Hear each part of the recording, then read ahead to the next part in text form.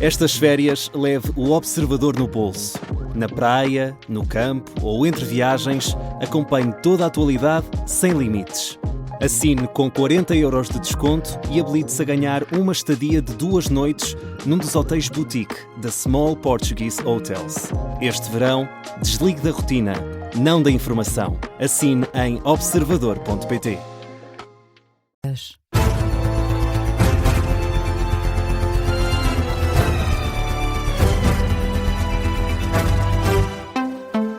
As notícias com Hugo Fortunato de Oliveira. O Comando Central dos Estados Unidos deu como terminado na última hora o 7º ataque norte-americano consecutivo contra o Irão. Em comunicado, o CENTCOM diz que os ataques desta noite tiveram como alvo locais de vigilância, infraestruturas logísticas militares, depósitos subterrâneos de armas e capacidades marítimas. Segundo as Forças Armadas dos Estados Unidos, as operações fazem parte de uma campanha mais alargada destinada a atingir estruturas militares iranianas consideradas estratégicas. E a marcar a atualidade nesta madrugada está a fuga de amoníaco no Porto de Leixões, em Matosinhos. Pelo menos uma pessoa ficou ferida, uma informação confirmada à Rádio Observador por fonte do Comando Subregional de Emergência e Proteção Civil da área metropolitana do Porto. A fuga teve origem no sistema de refrigeração da fábrica de gelo da Doca Pesca e ainda não está resolvida. A Agência Lusa, a Polícia de Segurança Pública do Porto, avança que esta terá ocorrido na sequência de uma explosão num frigorífico. A fuga não está resolvida, mas está controlada. É o que explica a responsável local da Proteção Civil, Susana Gonçalves. A fuga está a ser controlada no que diz respeito à dispersão do produto. Não temos a fuga controlada, porque ela continua a sair, mas em termos de dispersão do produto está a ser controlada. Enquanto houver produto, vamos manter aqui a operação. A partir do momento que o produto deixe de sair, deixe de ter produto, o equipamento, aí a operação é dada como terminada.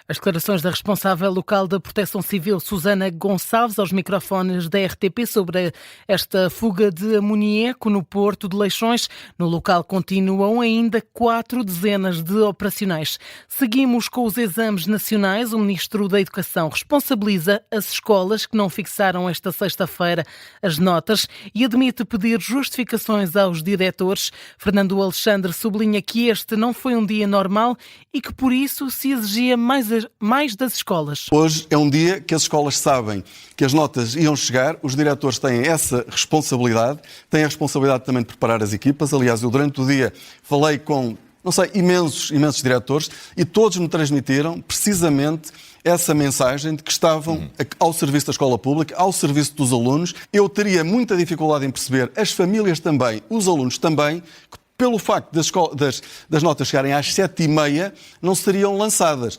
Pode acontecer, mas eu vou precisar da justificação do diretor e será pedida individualmente a cada um se isso acontecer.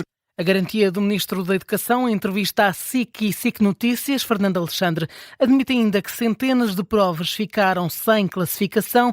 Nesses casos, na pauta de avaliação, surge a indicação de suspenso. O Ministro explica que as situações resultam de falhas diversas no processo de avaliação e refere que, em parte dos casos, houve atrasos no envio dos exames por parte das escolas. Há umas centenas de provas em que há falhas, as falhas são diversas. Eu vou-lhe dizer, por exemplo, exemplos de provas que chegaram ao Educa nas últimas semanas, incluindo na última semana. Ou seja, que não foram entregues na altura pela escola. Isso tem que ser uma situação que tem que ser avaliada com muito cuidado. Eu penso que essas provas não têm condições, porque está em questão a própria integridade da prova, para ter uma nota agora. Ou seja, o Educa, o Júri Nacional de Exames, vão ter que olhar para essas situações. O Educa, o Instituto de Educação, Qualidade e Avaliação, que garante que esses casos vão ser resolvidos, mas ainda não sabe como.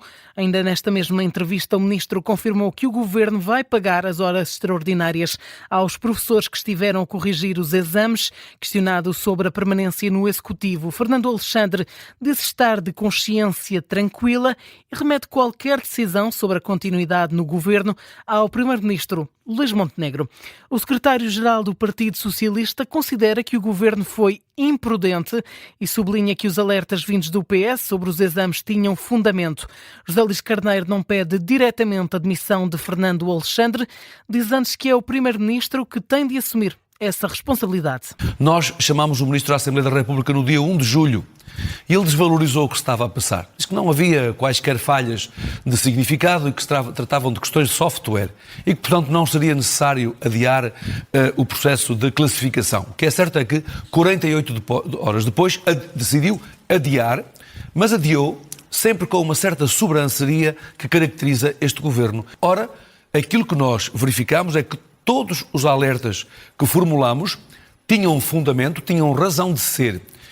Em entrevista à SIC Notícias, o líder socialista denuncia ainda que o número de alunos sem provas classificadas apresentado pelo ministro não corresponde à realidade. O ministro aqui afirmou que são algumas centenas de jovens que não conhecerão, portanto, que estão suspensas, portanto, a publicitação das suas classificações. Eu posso dizer que tenho reporte do país que me dá conta de que não serão algumas centenas, que serão alguns milhares. As declarações de José Luís Carneiro à SIC Notícias, que o líder socialista diz ainda que os diretores das escolas se sentem ameaçados e desrespeitados pelas recentes declarações do Ministro da Educação, Fernando Alexandre. Carneiro não fecha por isso a porta a uma eventual comissão de inquérito. O Partido Comunista critica a falta de respostas do Ministro da Educação sobre os alunos com notas suspensas. A líder do grupo parlamentar do PCP, Paula Santos, considera a situação extremamente preocupante e aponta o dedo tanto a Fernando Alexandre como ao restante executivo. É extremamente preocupante que haja estudantes cujos resultados vão aparecer na pauta como suspensos e o Ministro até ao momento ainda não explicou como é que vai resolver esses problemas.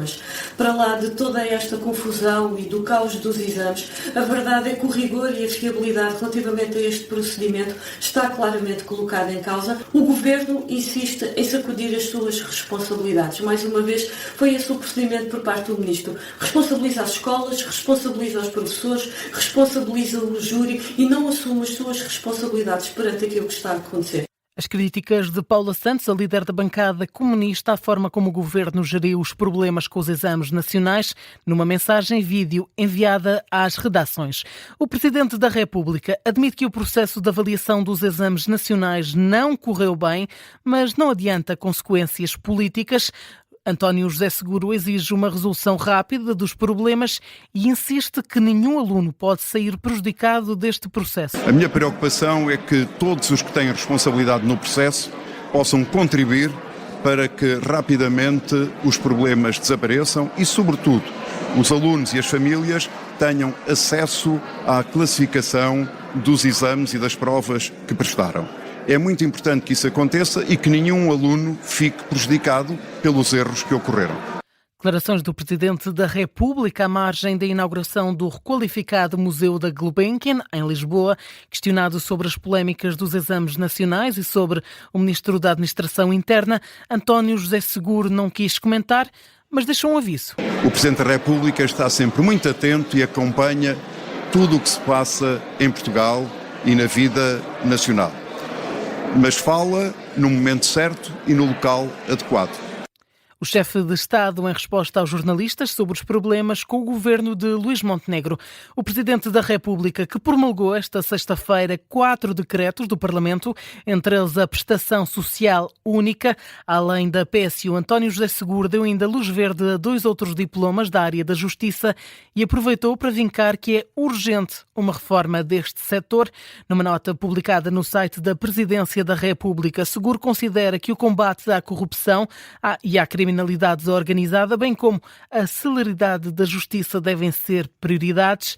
O Presidente alerta ainda que uma justiça lenta compromete a confiança dos cidadãos nas instituições e defende que as reformas devem ir mais além. A Ministra do Ambiente e Energia quer mais explicações sobre os preços dos combustíveis. Maria da Graça Carvalho lembra que enviou na passada quinta-feira uma carta ao Presidente da entidade reguladora dos serviços energéticos, na qual exigiu, no prazo de 20 dias úteis, um estudo aprofundado à formação dos preços dos combustíveis e reitera que é preciso que todos os portugueses percebam o porquê dos aumentos e as descidas do gasóleo e da gasolina serem diferentes. Eu perguntei à ENSE, perguntei à ERSE e a resposta é que, na verdade, quando desce o Brent, ainda há outros componentes que não descem. Então vamos ver quanto é que não desceu, como é que desceu, qual é que é a percentagem, como é que é esta formação de preço a partir disto tudo. Para se perceber, as pessoas todas perceberem porque é que não desce na mesma proporção. As declarações da Ministra do Ambiente, Maria da Graça Carvalho, à margem de uma visita às praias de Grândola, na tarde desta sexta-feira, com a atualização do desconto sobre os produtos petrolíferos anunciado pelo Governo. Na próxima semana, o gasóleo estará 6 cêntimos mais caro, já a subida na gasolina será de 1 cêntimo. Ponto final neste jornal das 4 da manhã. A informação é atualizada no intervalo de repetição do Contracorrente desta sexta-feira, que chega já a seguir.